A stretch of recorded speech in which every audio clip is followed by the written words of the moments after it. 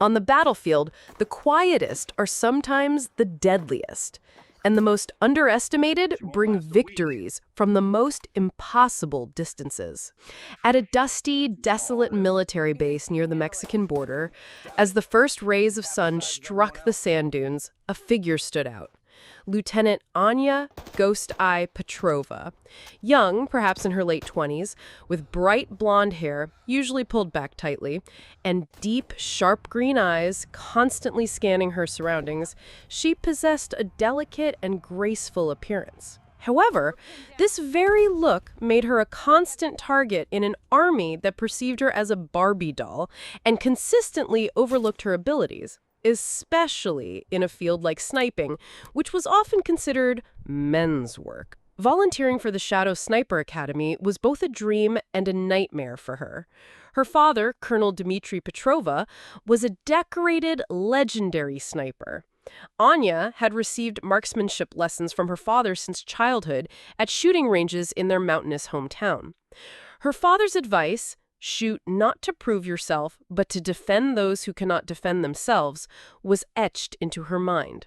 Yet this legacy was constantly ridiculed by other soldiers at the academy, and especially by commanders like Major Thorne. They found her too delicate, believed she didn't belong in the program, and voiced this opinion at every opportunity. She was constantly underestimated, consistently ostracized.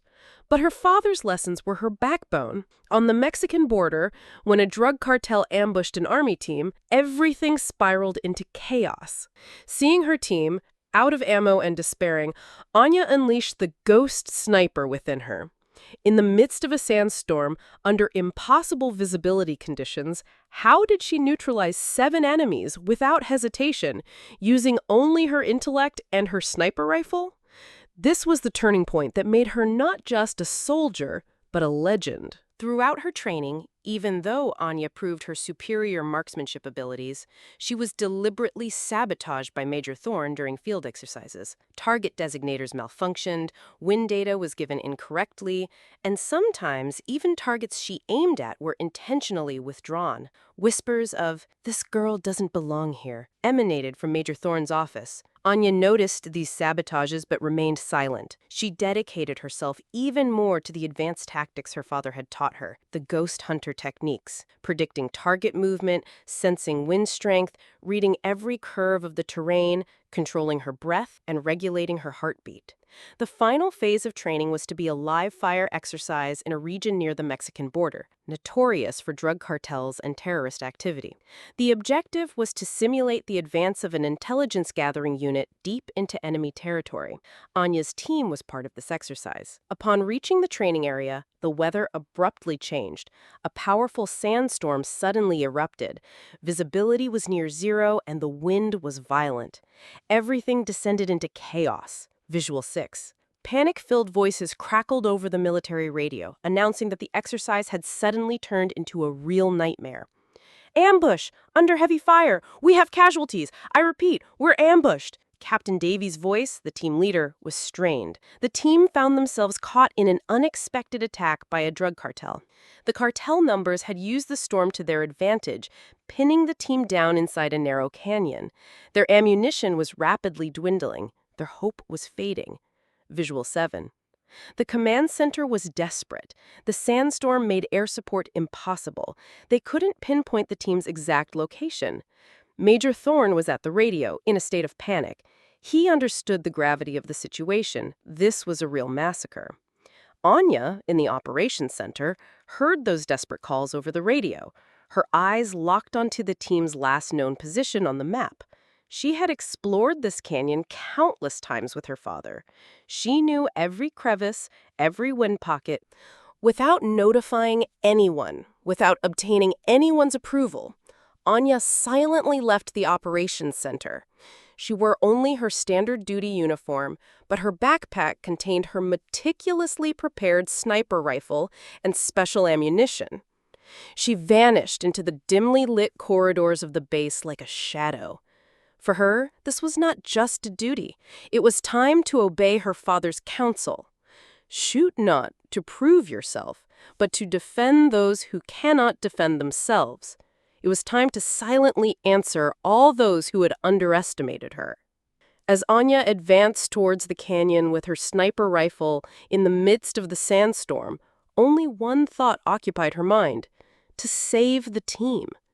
The howl of the wind was deafening, and grains of sand lashed her face, trying to shake the rifle's barrel. But Anya, as her father had taught her, read every whisper of the wind, every curve of the terrain, every breath, every heartbeat, created a balance between her and her weapon. This was her personal ghost shot operation, a battle against both time and impossible conditions. As Anya moved towards the canyon in the midst of the fierce sandstorm, every lesson her father had taught her came to life in her mind. Visibility was almost zero. She could only see a few feet ahead. The wind brutally lashed sand grains against her face, trying to destabilize her sniper rifle's barrel. But Anya had learned to use this chaos to her advantage. The enemy was also affected by the storm, but they didn't possess the ghost sniper abilities that integrated with her every breath, every heartbeat. As she approached the ambush site, the sound of gunfire intensified. The team was pinned behind a narrow rock outcrop, their ammunition rapidly dwindling. Captain Davies's desperate whispers over the radio, the last faint hope, only strengthened Anya's resolve. Anya found a hidden climbing spot on the canyon wall, exactly where her father had shown her. This position would give her the advantage to strike the enemy from an unexpected angle. Stabilizing her rifle seemed impossible.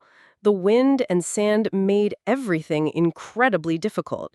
However, Anya employed the invisible shot technique her father had taught her. She integrated the rifle with her own body, calculating the wind's force. She slowed her heartbeat, controlled her breathing, and became one with her surroundings. Even though visibility was extremely low, she could sense the enemy's sounds, movements, and even their fear. Her first target was the machine gun nest that was laying down the heaviest fire on the team. The distance was incredible, visibility non-existent. But Anya calculated the target's position and the wind's effect on the bullet to the millimeter in her mind. When she pulled the trigger, the sound of the bullet cutting through the air was lost in the howl of the sandstorm. The first shot struck the machine gunner directly. The gunner collapsed without understanding what happened. The machine gun fire abruptly ceased. The enemy was stunned. They couldn't understand who had hit them. Being shot by an unseen sniper in the middle of a storm created panic. Anya didn't hesitate. She focused on her second target, a rocket launcher position blocking the team's escape route. This time, the wind had shifted, making the distance even more challenging. Anya, using her instincts and her father's teachings, made a new calculation: shot. The rocket launcher operator also fell silently. This moment intensified Major Thorne's bewilderment in the command center. No sniper shot appeared on radar screens, yet enemy positions were silenced one by one. "What's happening out there? Who's firing?" Thorne yelled. The only voice coming through the radio was Captain Davies' astonished whisper. "Ceasefire. Enemy panicked. They're retreating." Anya neutralized 7 enemies single-handedly. Each one was struck by flawless shots in conditions of impossible visibility amidst the dance of wind and sand. The cartel members began to believe they were being hunted by an invisible force. Panic rapidly spread through their entire ranks. Their chain of command collapsed, and the enemy began to disperse. As the firing on the team ceased, Captain Davies and the other soldiers looked around in astonishment. Their ammunition depleted, their hopes gone. An unexpected miracle had occurred. From within the darkness and the sandstorm, a delicate silhouette appeared. In her hand, a sniper rifle. Her face was covered in dust and sweat, but her eyes held the calm sparkle of triumph. Lieutenant Anya Ghosteye Petrova. The team froze when they saw her. The team's astonishment and admiration were more profound than the silence that echoed in the depths of the canyon. Captain Davies looked at his exhausted but surviving soldiers. Then his gaze turned to Anya. "Lieutenant Petrova," he murmured, his voice filled with disbelief. "How did you do that?" Anya, with a calm demeanor, replied, "I used what my father taught me, sir, and cartels fear a sniper they cannot see even more." These simple yet profound words opened a new understanding in the team's minds. The wounded soldiers were stabilized, and the team set off towards the base. Anya led the team throughout the journey, identifying the safest routes and remaining constantly vigilant against potential threats. Her terrain knowledge and intuitive abilities were of a mastery they had never witnessed. The soldiers who had once underestimated her now looked at her with immense respect, admiring her every move. Whispers circulated, but this time they were not mocking but filled with admiration. "Ghosteye," one whispered, referring to her incredible marksmanship even in the heart of the storm. This name now stuck to her like an unofficial call sign. Their return to base felt less like a triumph and more like the unveiling of a profound secret. Captain Davies, upon entering the operations center, recounted everything in meticulous detail. "Commander," he stated, his voice filled with conviction, "the enemy retreated, but Lieutenant Petrova, she neutralized 7 enemies single-handedly with impossible shots in near zero visibility. We sustained no casualties." Major Thorne, trading commander, turned to Anya in astonishment. "How is this possible, Lieutenant?" he asked, his voice filled with awe. Anya, calmly, explained the advanced tactics her father had taught her, her wind calculations, her target analysis ability, and her invisible shot techniques.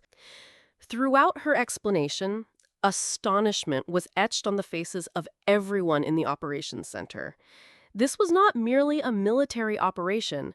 It was a game of intellect, an art form. Every detail Anya provided was flawless. Those who had consistently labeled her as a Barbie doll now understood how sharp her mind was, how steely her will. Major Thorne looked at the map on the table, then turned to Anya.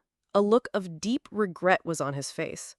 "Lieutenant Petrova," he said, his voice tinged with pride mixed with remorse, "I cannot comprehend how we overlooked you for so many years.